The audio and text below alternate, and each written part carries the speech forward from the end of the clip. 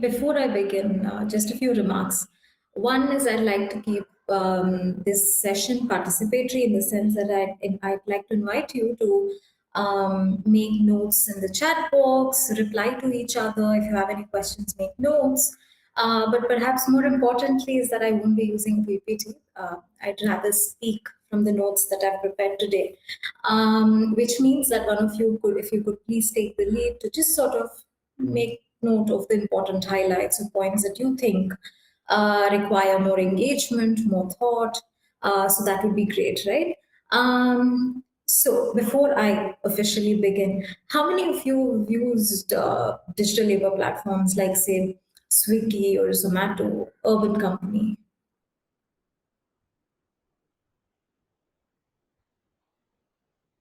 Muskan, Divya. Okay, quite a few of you have used these platforms, right? Great, great. Okay, so today I don't want to begin with theory. I don't want to begin with artificial intelligence as an abstract system. And I don't want to begin with policy frameworks right away or ethical guidelines. But I want to start with a vignette, one that many of us have encountered, and from the response I've received, many of us may have participated in or benefited from, often without thinking very much about it because it's just a click of the button nowadays, right? So think of this. A beauty worker, she checks her mobile phone, a lead appears on her screen from the platform service aggregator. It could be Swiggy, Zomato, Urban Company, but you'll see that I'm more particularly talking about care workers and digital care platforms. So assume maybe Urban Company. So a lead appears on her screen from the platform service aggregator she's registered with. She accepts it. She calls the customer through the platform, confirms the request and the location, which is important, and rides off. When she arrives at the customer's location, she rings the bell. Once greeted, she performs what has now become routine for all care workers since COVID-19, which is sanitizing her hands, donning a fresh pair of gloves, and a face mask. She lays out her tools carefully, and she does the work that she has done hundreds of times before. When she finishes her task, she sprays sanitizer or cleans everything that she has come into contact with, everything that she's touched. From the doorbell she rang to the tap that she's used in the customer's washroom to fill water for a pedicure. She cleans everything. She packs her belongings, collects the soiled materials so that she can dispose of them later, and prepares to leave for another appointment. But just before stepping out, she turns and she requests the customer if he or she could give them a 5-star rating. There's no breakdown in the story. There's no malfunction. There's no moment of obvious injustice or scandal. After all, she's coming in as a micro entrepreneur to earn money. But that is perhaps why, precisely why the story matters. The scene is ordinary, it is routine, it is mundane, and yet embedded within this ordinariness are some of the most urgent questions we need to ask about AI, digital platforms, labor, care, dignity, and power. Good evening, everyone. Thank you to the organizers for the invitation to be a part of this faculty development program. It is a great pleasure to be here and to think through these questions with you. When Dr. Manas first reached out to me, what struck me immediately was how timely and how necessary this conversation around digital platforms and AI has become. Whether we're talking about media platforms or labor platforms, educational platforms or welfare platforms, they increasingly structure how we communicate, how we work, how we learn, and how we access services. As a communications and media scholar, I'm often struck by a paradox in how we talk about digital technologies. On the one hand, we tend to treat them as fleeting or as ephemeral, leading to a popular metaphor that we use to describe what it means to study digital cultures. It's like photographing the breaking wave. Platforms rise and fall, interfaces change, features are updated, trends move quickly.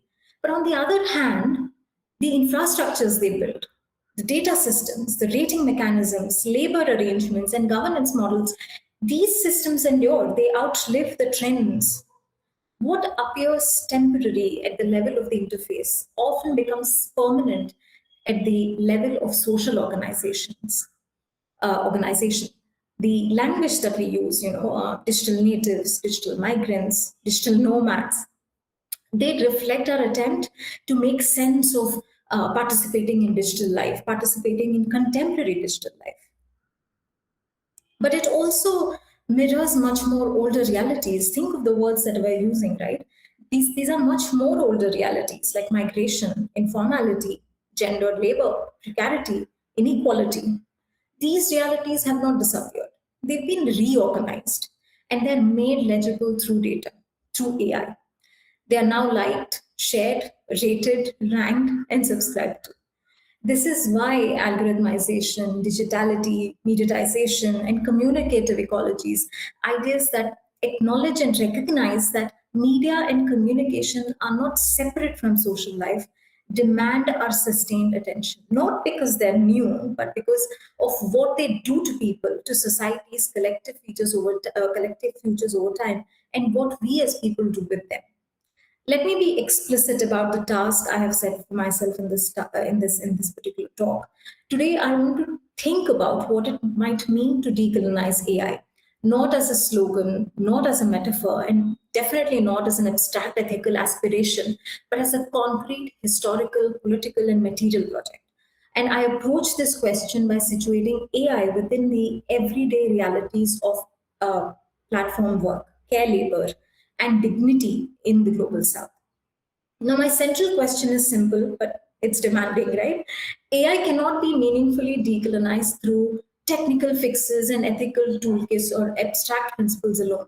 Decolonizing AI requires confronting the historical, the gender, and political economic conditions under which AI systems are designed, they're deployed, and normalized. Much of what currently travels under the banner of AI ethics, it focuses on questions such as fairness and bias and transparency and accountability. And these are important questions, not to say that they're not. These are very important questions, but they often assume that the underlying systems are fundamentally sound and merely require correction. Decolonizing AI forces us to ask a different set of questions altogether.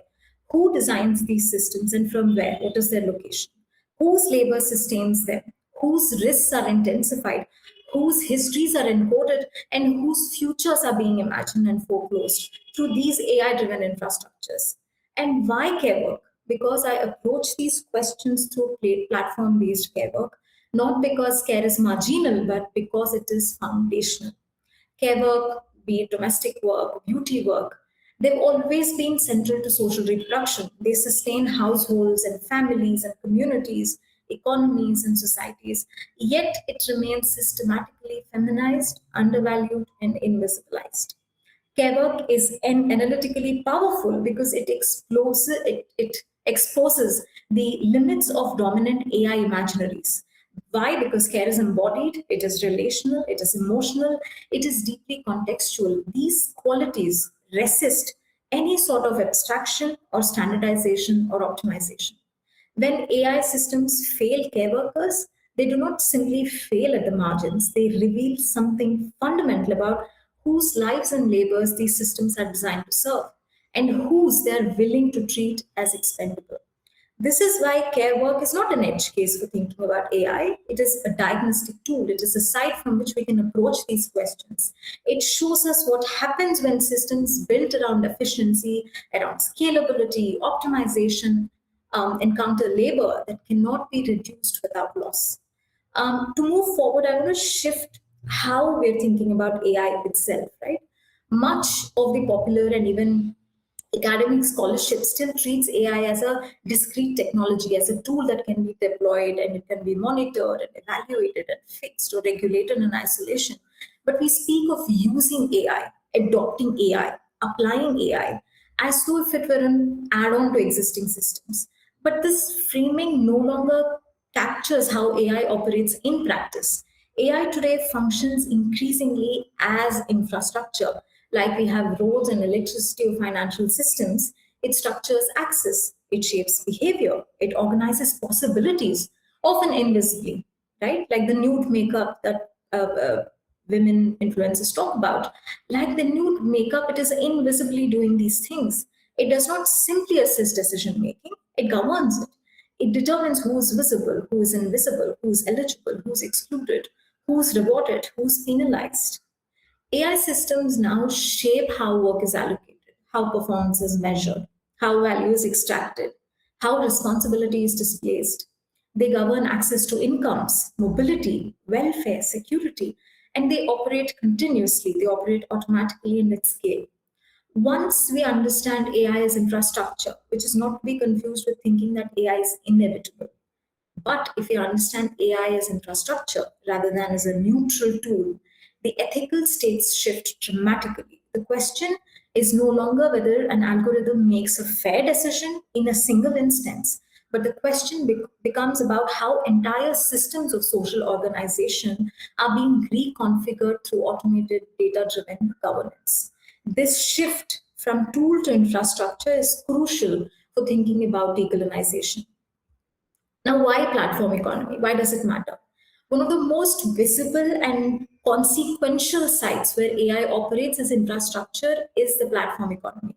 Platforms often describe themselves as intermediaries, entities that merely connect supply and demand. And this language suggests passivity, sort of neutrality, and distance from labor relations.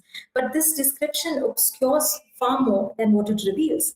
Digital labor platforms are digital intermediaries that use AI systems to organize, manage, and govern work.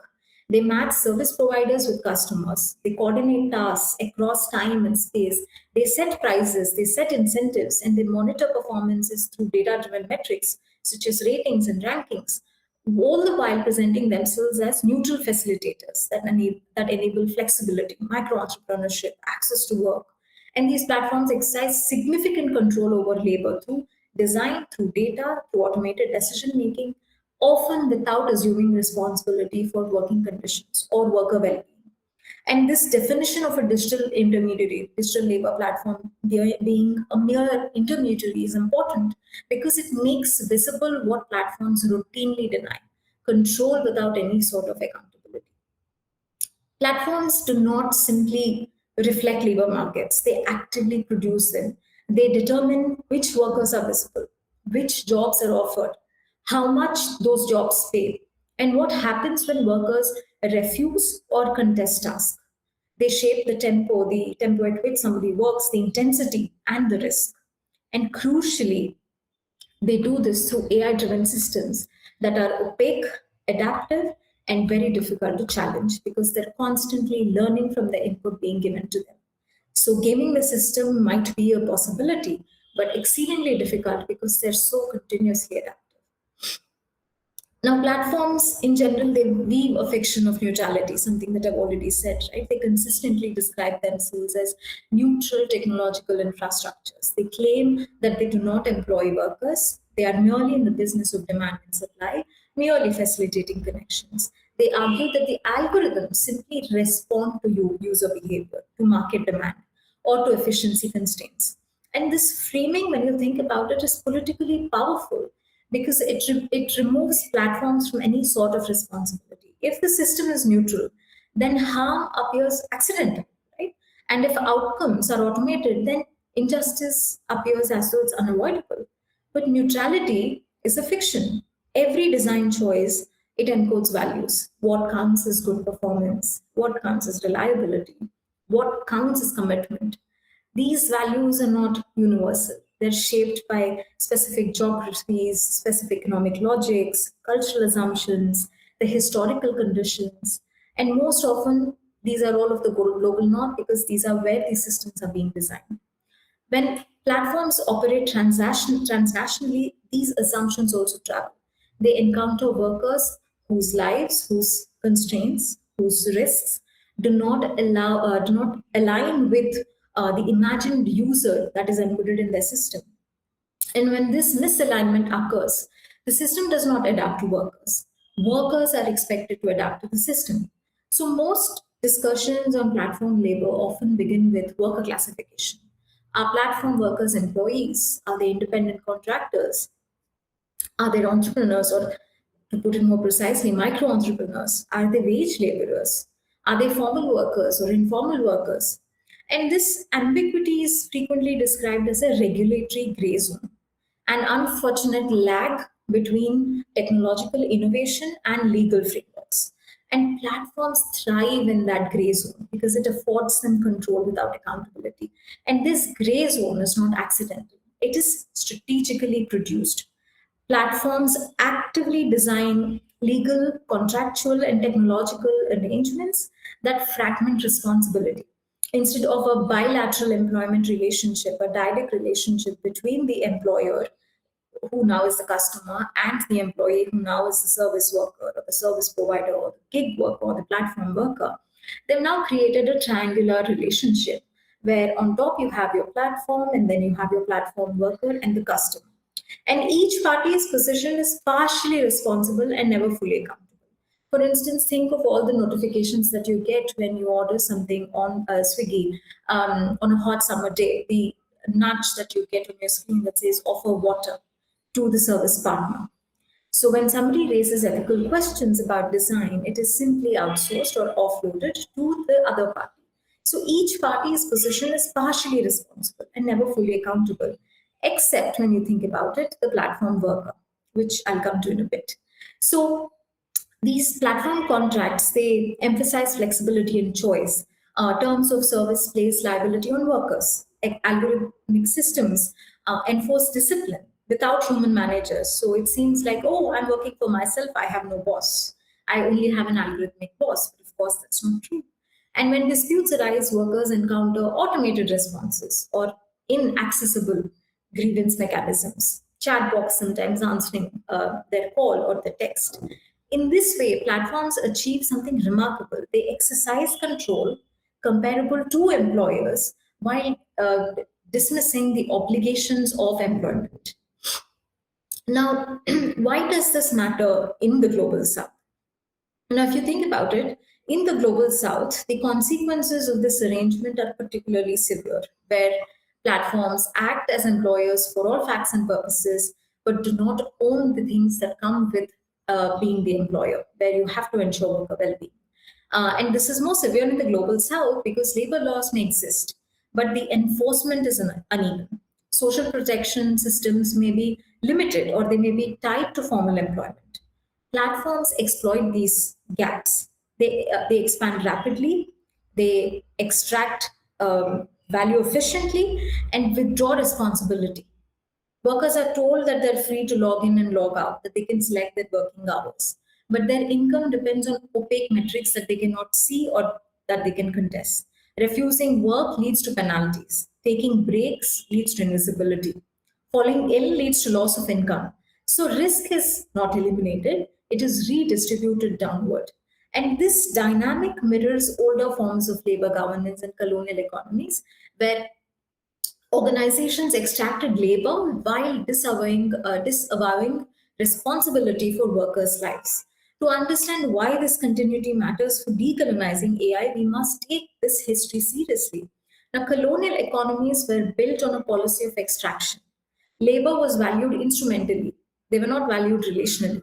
Workers were rendered as replaceable. They were merely cogs in the machine, and one cog could be easily replaced by the other. Responsibility for their welfare was either minimal or completely absent.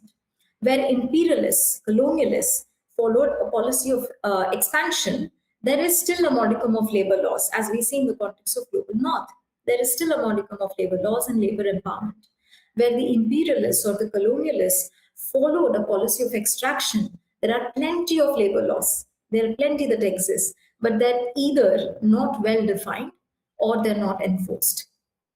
While the forms of extraction may have changed today, the underlying logic still persists. For instance, women workers from marginalized communities in Kenya and in India, it was in the news, I think, 2 weeks ago, and even now, that there are women from marginalized communities in Kenya, India, perhaps at the intersection of location, right? Rural women who are marginalized at the intersections of caste, class, and in case of Kenya, of course, race, that they're going through thousands of violent images and videos to label them appropriately so that elements can be trained.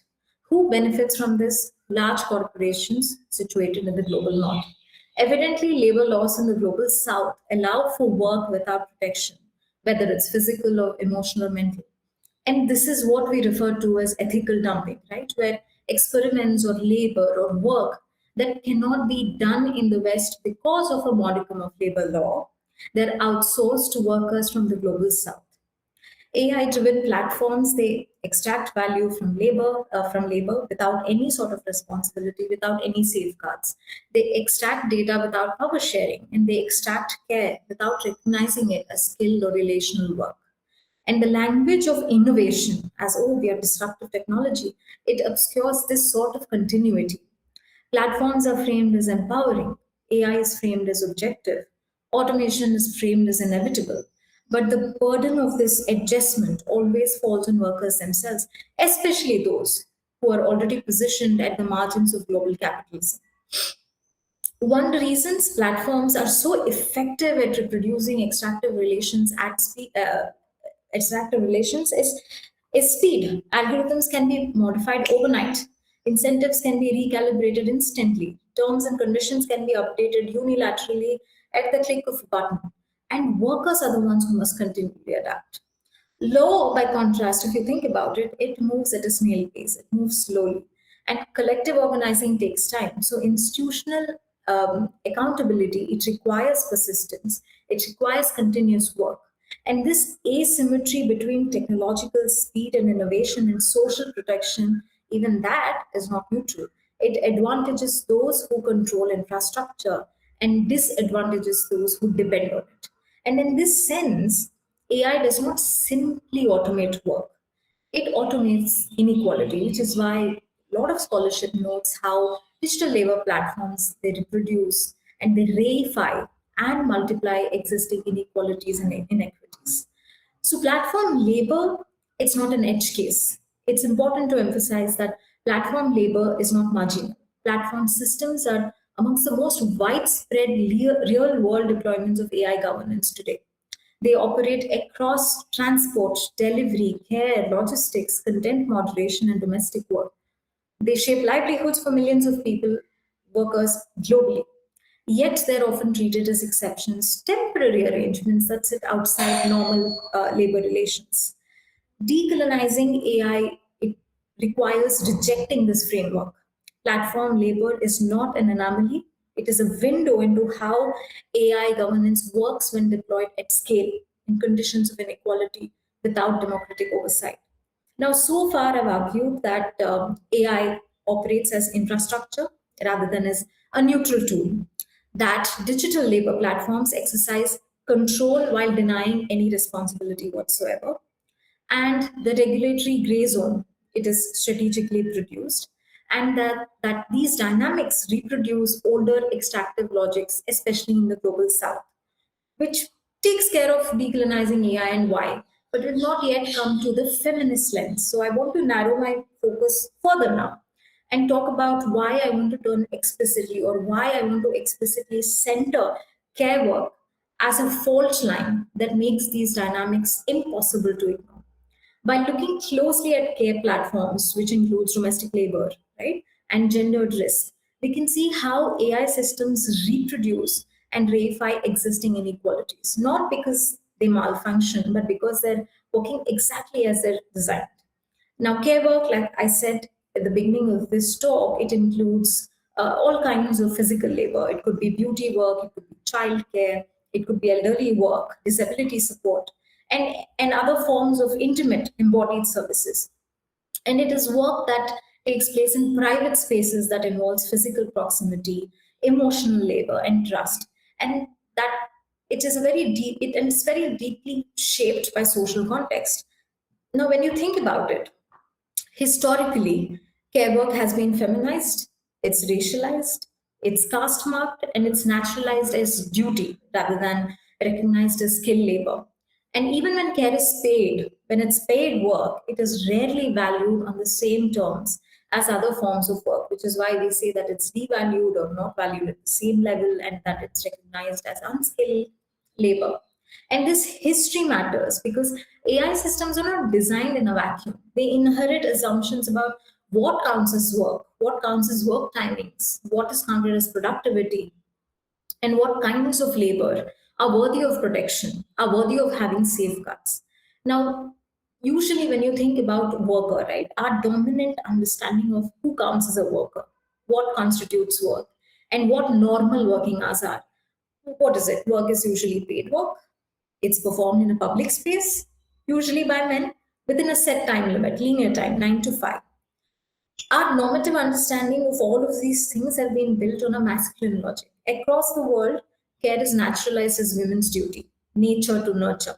Because care is assumed to be a part of women's nature to nurture, even paid care work remains highly devalued because care work is often performed in the private homes of a customer.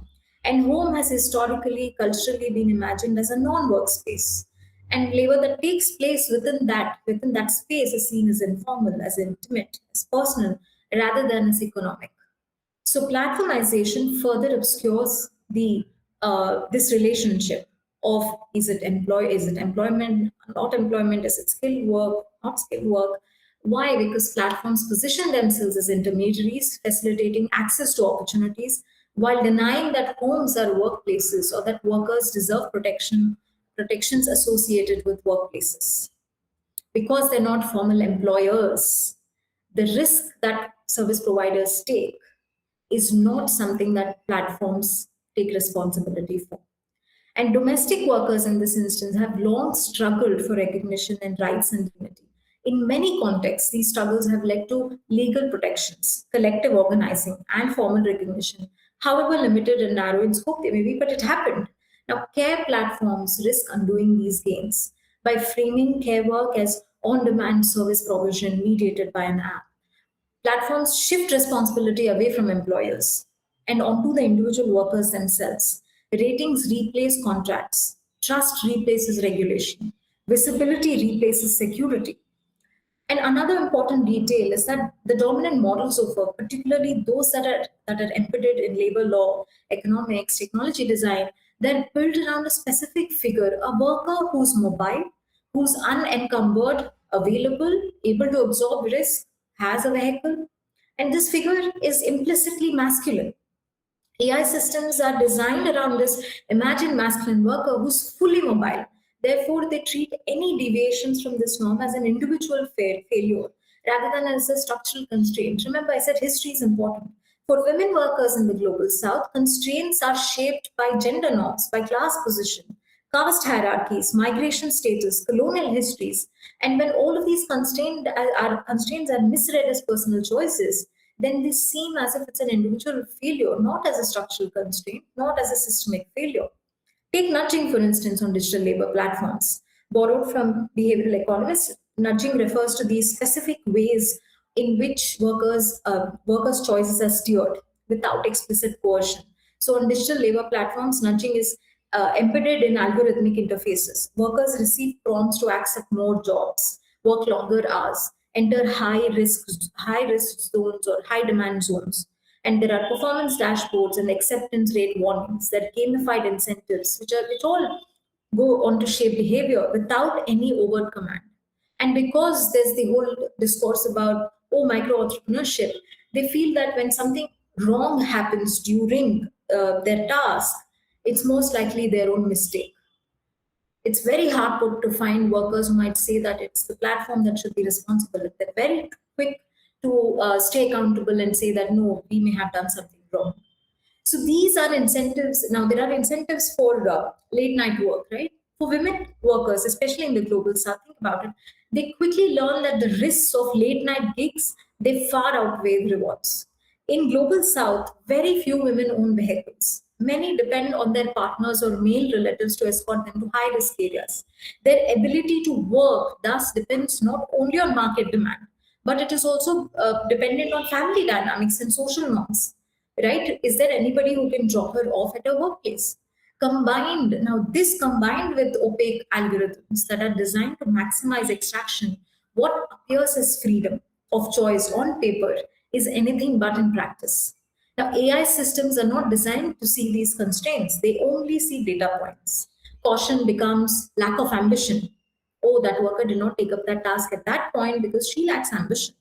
Inability to work late hours becomes a lack of commitment. The more you work, the more you earn. It is on to you how much you earn in a month. Refusal of unsafe task, it becomes unreliability. She is logged off suddenly.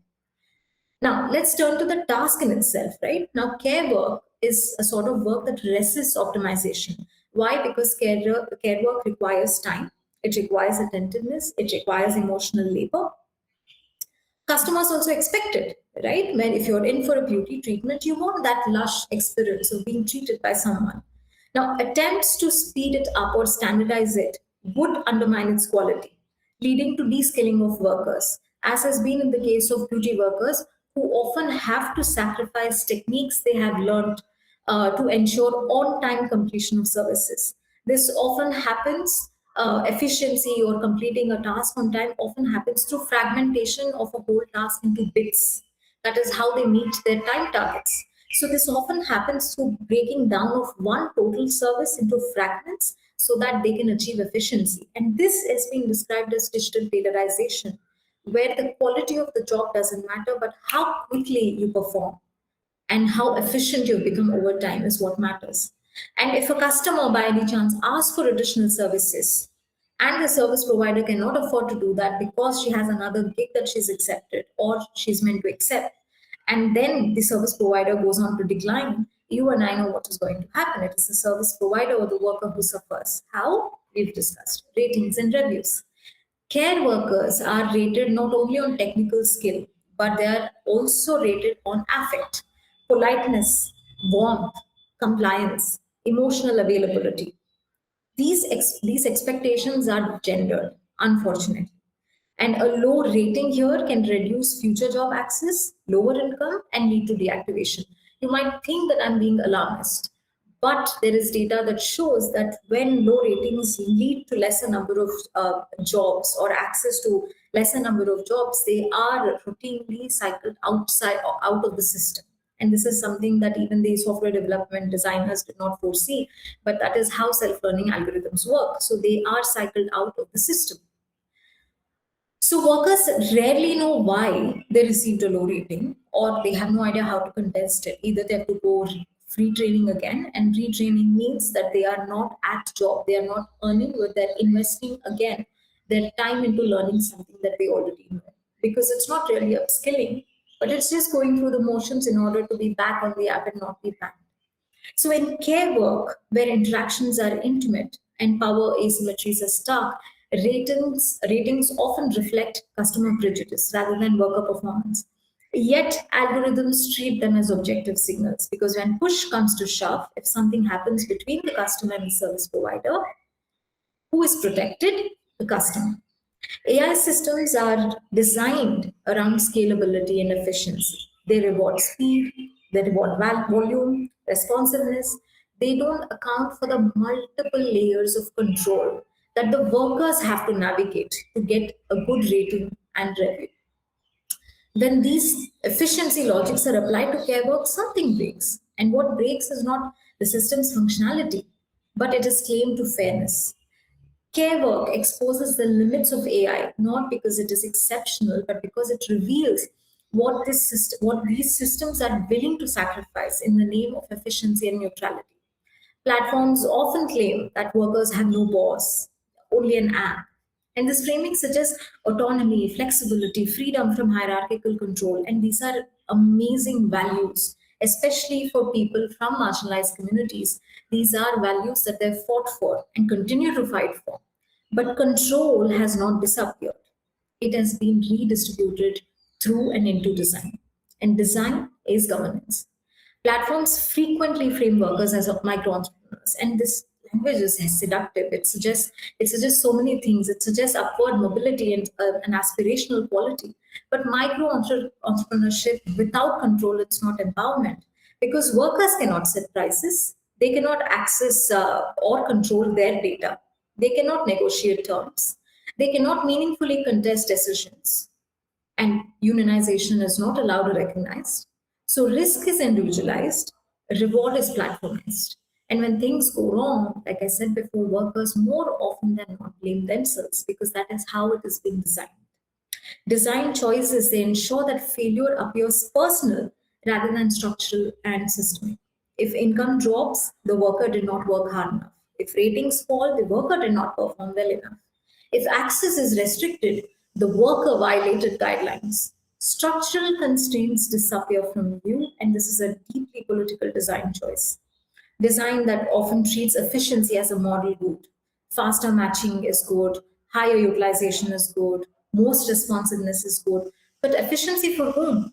In care work, efficiency often comes at the expense of dignity, at safety, sustainability, requesting customers for a good review and rating. Design decisions encode values. They prioritize some lives over others. And this is why design is never neutral. And this is not a breakthrough, right? It has been said for over years that design is never neutral. And the global south here, it stands as a testing ground. Many platform design experiments are rolled out first in the global south. Why? Because lower regulatory oversight, cheaper labor, greater informality, we all need jobs. So this makes the global south a testing ground for AI governance models that would face resistance elsewhere. And decolonizing AI requires naming this asymmetry, from technical design to political responsibility. Designing AI systems is not merely a technical task, it's a political act. Every decision about data, metrics, interfaces, incentives, they shape how power operates. Refusing responsibility by hiding behind automation, or worse, care washing by saying that we've taken these steps to ensure worker well being, right? All of these are integrated into design choices. If dominant AI imaginaries fail care workers because they prioritize abstraction and efficiency and scalability, what alternative framework might guide us? And here is where I suggest a feminist ethic of care, because it foregrounds three aspects, right? First is embodiment and material context. People are not interchangeable data points. Their bodies, relationships, and environments shape how they experience work and technology. Ignoring embodiment leads to systems that misrecognize vulnerability as inefficiency and care as inefficiency. Second is relationality and interdependence. Work is never purely individual. It is sustained by families, by communities, and social infrastructures. Platforms that frame workers as isolated entrepreneurs erase these interdependencies while quietly exploiting them. And third is situated knowledge. There is no universal user.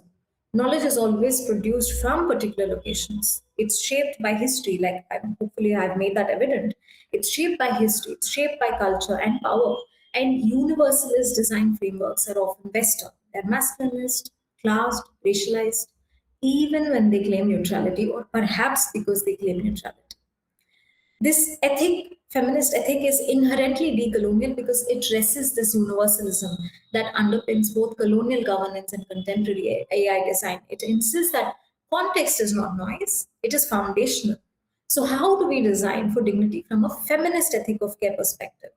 It requires us to pay attention to four interdependent forces of regulation. This is what Lawrence Lessig calls as four forces of regulation, right?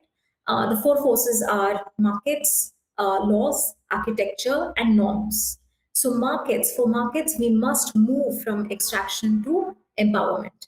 Care must be recognized as skilled labor, it must be fairly compensated.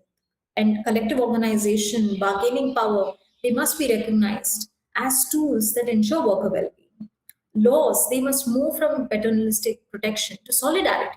Platform workers must be recognized as workers with rights, not as isolated micro entrepreneurs. And architecture, in this case, we can call AI and platform design as architecture. They must prioritize transparency, contestability, and participation rather than opacity and manipulation. And norms that must shift away from imposed universals towards context sensitivity, challenging assumptions about gender, care, acceptable risk.